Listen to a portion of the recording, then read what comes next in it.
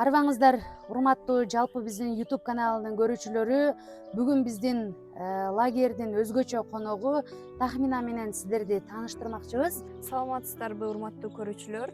Менин атым Тахмина. Жана да мен сынак окуу борборунун жайкы лагеринде 1 айдан бери окуп келе жатам. Сонун биздин лагерде окуучулар бир топ китептерди окуду. Бүгүн биз маегибизде Тахмина, китеп болсоң кайсы китеп болмоксуң деген теманын үстүндө талкуулайбыз. Эгер сен китеп болсоң, кайсы китеп болмоксуң? Өтө ойлонуп көрө турган суроо экен. Менимче мен китеп болсом, Джон Кехонун Акылдын күчү чексиз аттуу китеби болот элем. Эмнеге бул китеп деген суроого болсом, мен мындайча жооп бермекмин. Бул китептин ичинде мындай өтө кызыктуу суроолор бар да. Окуп чыккандан кийин адам өзүнүн жан дүйнөсүн, мындай ой кыялдарын адам жакшыраак түшүнүп, аңдап, сезип баштайт да. Ошол себептүү. Эң сонун Джон Кехонун бул Акылдын күчү чексиз деген китебин мен да кезинде окуп чыккам. Бул бестселлер китеп, абдан көп чыккан китептердин бири. Ушул китепти окуп жатканда Джон Кехон кыргыз эмес болсо деле бир кыргыздар менен байланышы бардай бир нерсени окуп калгам да, түш жөнүндөчү. Негизи эле ушул түшкө ишенүү керекпи же ишенбөө керекпи? Түш өзү эмненин белгиси?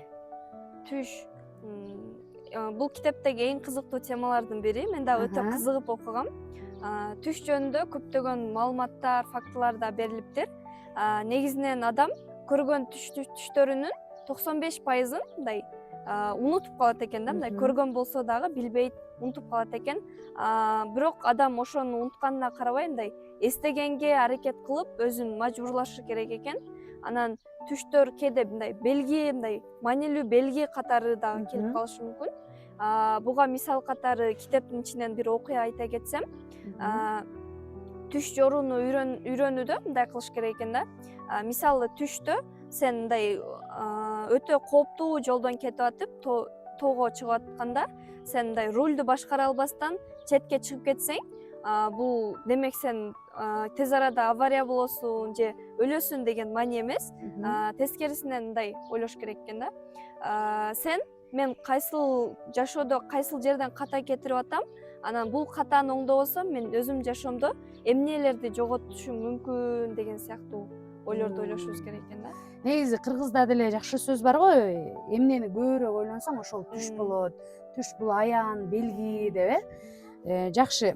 Анан бул китептен мен интуиция жөнүндө дагы көп окугам да. Анан окуучуларыбыздын көбү кээде тест белгилеп жатканда А варианты туура деп калышат. Анан эмнеге туура десең, мен интуициям ушул нерсени айтып атат дейт да. Өзү биздин көрөрмандарга айтсаң, интуиция деген өзү эмне экен? Интуиция бул көпчүлүк ойлойт экен, мен интуициям начар же мен интуициям өтө жогору, мен интуицияма ишенем депчи.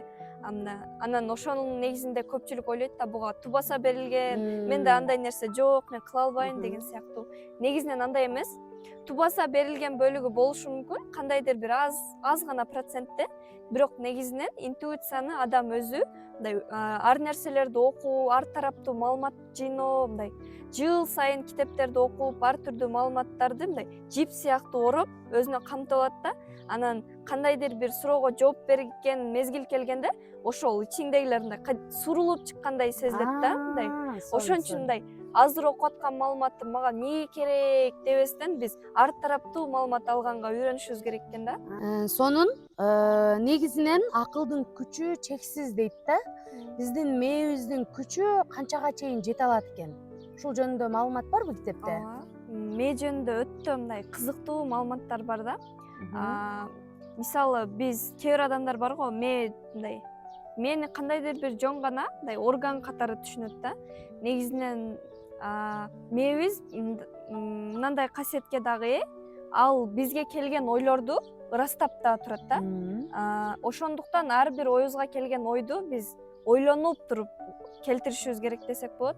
Мисалы, адам кээ бир мезгилде мен жалкоомун деген ойго да келип калат го. Жалкоомун десек, мээбиз болсо биз кайсыдыр мезгилде кылган жалкоолуктарыбызды эсибизге келтирип бизди далилдеп турат да жалкоо экенибизди. Ал эми мисалы мен чыгармачыл адаммын деп ойлосок, ал кайсыдыр мезгилде биз таамай тапкан идеяларыбызды ошентип эске келтирип, ар бир оюбузга далил издейт да, мурунку өткөргөн иштерибизденчи. Ошон үчүн мындай бул ар ойлогон оюбузду, өзүбүздүн жакшы жактарыбызды айтып ойлосок өзүбүзгө жакшы. Аны ислам дининде да айтып коет го, эмнени ойлонсоң периштелер ошого омин дейт деген сыяктуу, же болбосо оюңду тазарт дейт. Анан айтмасында жакшы сөзү бар. Жакшылыкты ойлоно бергиле, жамандык өзү качып кетет деп. Анан дагы мээ өзгөрсө өмүр өзгөрөт деген сыяктуу. Эң сонун окурмандарга видеонун аягында ушул китептен кандай кеңеш бересиң? Бул китептен кеңештер өтө көп. Негизинен мен негизгилерин гана айта кетейин. Биринчиден, адам ар дайым бир нерсени изилдеп, мындай ар дайым жаңы нерсени изилдеп туруш керек. Адамдын табияты, мээси дагы, кыялы бардыгы буга муктаж да. Экинчиден болсо адам өзүнө суроо бериш керек. Мисалы, эмнеге мен муну кыла албайм, же эмнеге мен бул жерде жашайм, эмнеге мен бул кесипти тандаганмын деген сыяктуу. Андан кийин адам үчүнчүдөн адамдай ар дайым идеяларды, бир идеяны эмес, көптөгөн варианттуу идеяларды ойлош керек. Мисалы, бирөөнү тандасаң, сен сөзсүз ошону кылышың керек. Ал эми 2-3 идея тандасаң, сен алардын ичинен эң жакшысын тандап аласың. Ошондуктан ар дайым көп идеяларды бир убакытта ойлонгон жакшы. Андан кийинкиси кыялдануу. Мындай адамдын кыялдануусу чексиз да, ал жерде эч кандай чек жок.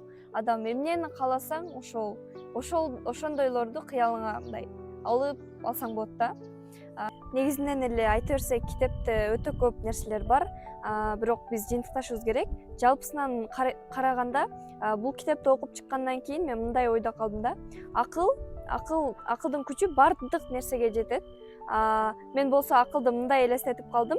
Асмандагы жылдыздар чексиз да, асмандагы жылдыздар да чексиз.